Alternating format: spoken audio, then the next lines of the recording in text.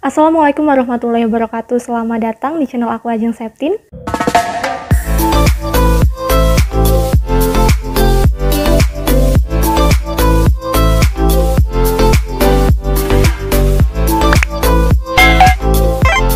Baik, pada video kali ini aku mau bahas tentang daftar mata pelajaran pembobotan pada SNBP tahun 2023 dan juga trik memperbesar peluang lolos SNBP tahun 2023. Sesuai namanya ya, SNBP, Seleksi Nasional Berdasarkan Prestasi. Untuk aspek-aspek penilaiannya pun menggunakan prestasi akademik dan juga non-akademik. Nah, kalau di tahun 2022 ke sana itu disebut SNMPTN ya. Jadi SNBP ini pengganti SNMPTN. Meskipun begitu, ada beberapa aspek yang berbeda dari SNMPTN ya. Oke, kita mengenal dulu ya komponen penilaian pada SNBP tahun 2023 besok. Penilaian atau pemeringkatan SNBP ini didasarkan dua komponen. Yang pertama ada komponen nilai rapor, dan yang kedua yakni komponen penggali minat dan juga bakat.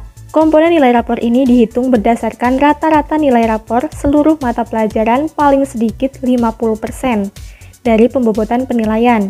Dan yang kedua yakni komponen penggali minat dan bakat ini didapatkan dari nilai rapor paling banyak dua mata pelajaran pendukung program studi yang dituju, portofolio dan juga prestasi paling banyak 50% dari bobot penilaian.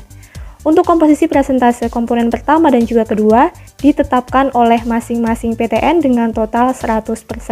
Dalam komponen penggali minat dan bakat, tadi kan ada aspek yang mana itu penilaiannya didasarkan dari dua nilai mata pelajaran pendukung jurusan yang dipilih. Nah, untuk mata pelajarannya ini tuh ditentukan dari menteri ya, berdasarkan surat edaran berikut ini. Untuk daftar mata pelajaran pendukung program studi ini dapat dilihat di halaman mulai dari halaman 5 ya. Contoh cara membacanya ini seperti ini. Nah, misalnya besok di SNBP kalian itu memilih jurusan atau program studi yang masuk dalam rumpun humaniora. Rumpun humaniora ini meliputi jurusan-jurusan yang terkait dengan ilmu seni, sejarah, linguistik, susastra atau sastra, dan juga filsafat. Nah, maka dari itu apabila sekolah kalian itu sudah menerapkan kurikulum merdeka, maka nilai pembobotannya itu dapat dilihat di bagian kolom mata pelajaran pendukung program studi pada kurikulum merdeka. Begitu juga dengan yang masih menggunakan kurikulum 2013 ini kan masih ada jurusan ya, jurusan IPA, IPS, dan juga bahasa. Nah, maka untuk pembobotan nilai kalian itu dapat dilihat di kolom sebelahnya tadi, yang rumpun kurikulum merdeka di bagian jurusan-jurusannya masing-masing. Sebagai contoh, ada seorang anak yang di situ tuh ikut SNBP. Nah, dia itu memilih program studi sastra, misalnya ya, sastra Indonesia gitu. Berhubung sekolahnya dia tuh masih menggunakan kurikulum 2013, maka sekolahnya itu masih membagi-bagi siswa-siswinya ke dalam beberapa kelompok jurusan. Kebetulan dia itu masuk dalam jurusan bahasa. Maka nilai yang digunakan sebagai pembobotan adalah nilai bahasa Indonesia dan atau bahasa asing yang relevan. Nah, misalnya ada seorang siswa lagi yang dia itu ikut SNBP ya. Nah, kebetulan sekolahnya itu sudah memberlakukan kurikulum merdeka. Kemudian ia ingin memilih agroteknologi. Nah, agroteknologi ini masuk dalam rumpun ilmu terapan yakni ilmu dan sains pertanian. Maka dari itu karena sekolahnya sudah memberlakukan kurikulum merdeka, maka tidak ada jurusan-jurusan ya mata pelajaran pendukung program studi pada kurikulum merdeka, yakni menggunakan pembobotan pada nilai biologi. Oke, supaya teman-teman itu bisa menganalisis sendiri ya, maka dari itu nanti untuk link dari daftar mata pelajaran pendukung ini akan aku lampirkan di kolom deskripsi. Aspek selanjutnya dalam komponen penggali minat dan bakat ini tadi kan ada portofolio ya. Nah, untuk portofolio ini dikhususkan buat teman-teman yang memilih program studi seni dan juga olahraga. Sedangkan untuk teman-teman yang tidak mengambil program studi yang berbau dengan seni dan juga olahraga, maka tidak perlu untuk melampirkan portofolio pada saat melakukan pendaftaran SNBP besok. Nah, selain itu PTN juga bisa mengajukan tambahan penilaian dengan syarat diajukan terlebih dahulu kepada kementerian, dan nanti kalau misalkan disetujui oleh pihak kementerian, maka PTN bisa menambahkan persyaratan prestasi spesifik yang mungkin harus dilampirkan. Nah, supaya teman-teman tuh memiliki peluang lolos yang besar di SNBP, maka teman-teman juga harus menggunakan strategi pada saat mendaftar SNBP besok. Yang pertama, SNBP ini kan menggunakan semua nilai rapor ya.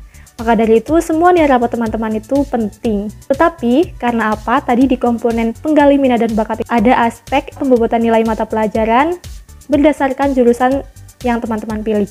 Maka dari itu, pilihlah jurusan-jurusan yang kira-kira teman-teman itu memiliki kemampuan lebih di dalamnya dengan cara melihat nilai tertinggi teman-teman di rapor. Saran aku, kalian tuh buat tabel, karena kan nilai yang digunakan itu dari semester 1 sampai dengan semester 5. Maka buatlah tabel, tulis kelas 10, kelas 11, kelas 12, semester 1 dan juga 2. Nah, setelah itu di kolom-kolom kecil itu yang diisi nilai mata pelajaran kalian yang telah dipelajari. Kemudian apabila sudah ditemukan nilai rata-ratanya, maka masukkan ke dalam kolom-kolom tadi sesuai dengan mata pelajarannya. Apabila sudah terisi semuanya, maka perhatikan mana nilai yang paling tinggi. Untuk perbandingan, kira-kira cari 2 nilai tertinggi. Setelah menemukan nilai tertinggi, carilah jurusan-jurusan yang berkaitan dengan nilai tertinggi kalian itu. Mengapa harus seperti itu? Karena di bagian komponen penggali minat dan bakat itu ada pembobotan nilai mata pelajaran yang berkaitan dengan jurusan pilihan kalian. Maka dari itu dalam memilih jurusan, pastikan sesuai dengan nilai tertinggi di rapor kalian. Contohnya, misalkan ada seorang anak, dia itu sudah menemukan nilai tertingginya di mata pelajaran matematika. Maka dari itu dia bisa memilih jurusan-jurusan atau program studi yang berkaitan dengan ilmu matematika, seperti misalnya matematika murni, pendidikan matematika, ataupun bisa melihat tabel mata pelajaran tadi yang di situ tuh pembobotannya menggunakan nilai matematika. Next, strategi yang selanjutnya yakni dengan melampirkan komponen penggali minat dan bakat lainnya, seperti misalnya piagam dan juga portofolio. Nah, piagam ini nggak harus sinkron ya kalau menurut aku. Yang penting yaitu dikeluarkan oleh lembaga resmi, yakni Kementerian Pendidikan. Dan piagam itu tuh merupakan kejuaraan dari minimal tingkat kabupaten.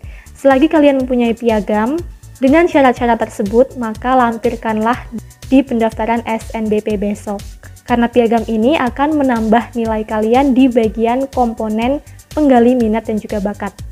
Apalagi kalau misalkan kalian tuh mempunyai piagam yang sinkron dengan jurusan yang kalian pilih, itu akan lebih baik. Cuma kalau misalkan nggak punya piagam yang sinkron dengan pilihan jurusan kalian, nggak apa-apa, yang penting dilampirkan aja. Yang selanjutnya ini mengenai portofolio. Seperti tadi yang udah aku sampaikan bahwasanya tidak semua siswa itu diharuskan untuk melampirkan portofolio.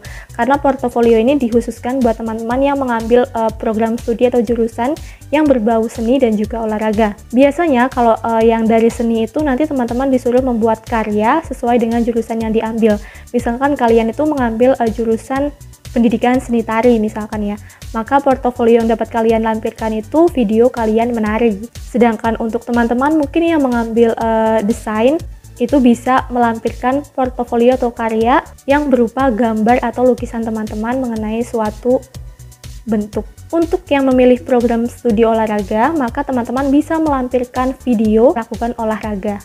Karena portofolio ini masuk dalam aspek penggali minat dan juga bakat, yang mana intinya tuh kayak buat meyakinkan bahwa kalian tuh punya bakat di bidang seni atau olahraga, maka buatlah portofolio yang sebaik mungkin dan yang semeyakinkan mungkin.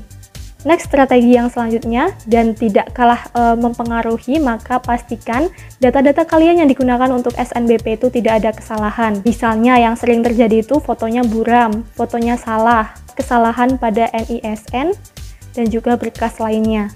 Maka pastikannya itu data-data yang kalian masukkan, kalian input saat melakukan pendaftaran SNBP ini, pastikan semuanya benar dan tidak ada kesalahan atau tidak ada yang melanggar aturan dari BP3. Dan pastikan juga kalian mengisikan data-data tersebut sesuai dengan jadwal yang sudah ditentukan oleh BP3. Yang nggak kalah penting juga ya, ini berdoa, minta restu kepada Allah, minta restu kepada orang tua, dan juga minta restu kepada guru.